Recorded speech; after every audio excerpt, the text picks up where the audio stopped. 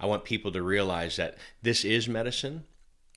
It doesn't work for everybody. I don't want everyone to think that this is the golden pill, the golden ticket, the golden everything, because like anything out there, right? No diet works for everybody. No, no prescription med or no supplement. We talk about that a lot. Everybody's different. Everyone has a different body, different makeup. Different everything metabolism. works differently for everyone. But this, this could be something that impacts you in a positive way. And so people always ask, I speak at a lot of the majority of the events that we go to, 99% of them that we speak to are not in the cannabis industry. It's all integrative oncology, epileptic, pediatric, seniors, geriatric.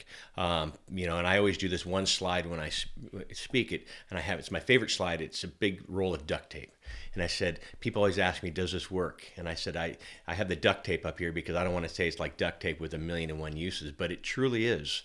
It helps. I've seen it with arthritis, the elderly with sleeping, depression, cancer, diabetes, autoimmune diseases, AIDS.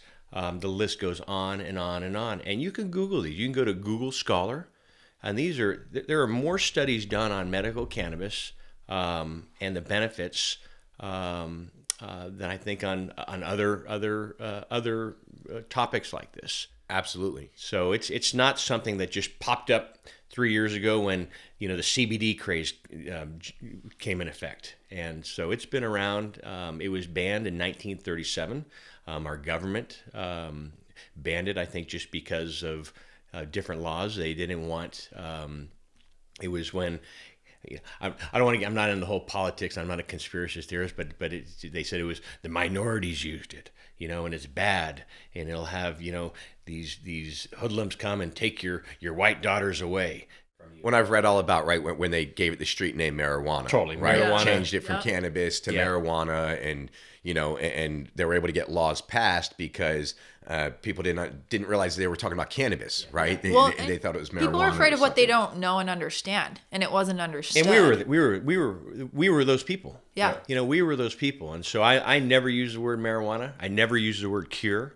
I use cannabis. I use heal. I use cannabis kills cancer cells. It's been proven. You can search it, Google it. Everything's Google nowadays.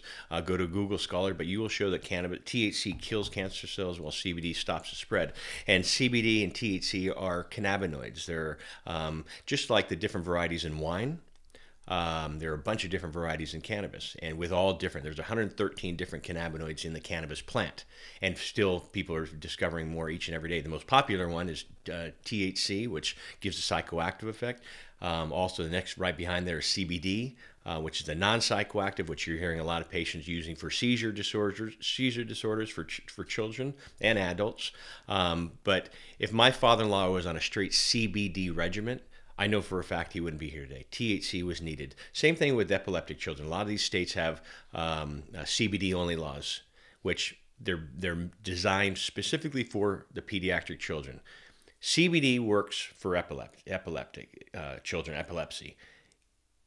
With just straight CBD, it'll work about 12 to 15%. Add a minute amount of THC, that number will go up to about 70%. So THC is needed. I don't want people to be afraid thinking CBD is the medical portion of the cannabis plant and THC is the recreational portion of the cannabis plant. Well, and let's talk about that, because most of us, or at least I'll speak for myself, right, in my teenage years, early 20s, right, what I know about cannabis is rolling it up in a joint, smoking it, sticking it in a bowl, smoking it.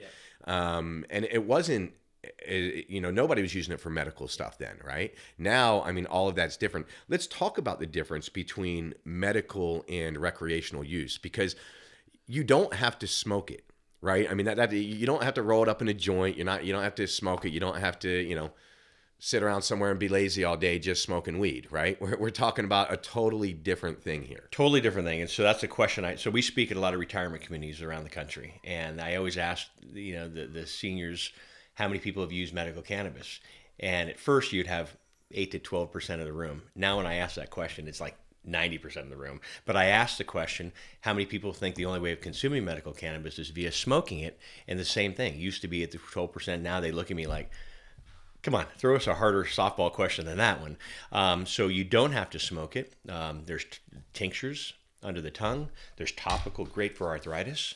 vaporization, which is another form of ingesting but not lighting up your bowl, lighting up the flower material. Some people use it for suppositories. You know, there's so many. Now they have patches, transdermal patches that you can put on your wrist or your ankle and your neck that will bring in the different types of cannabinoids. So there's a lot of different companies that have different types of, just like with your Organixx products, you have a line.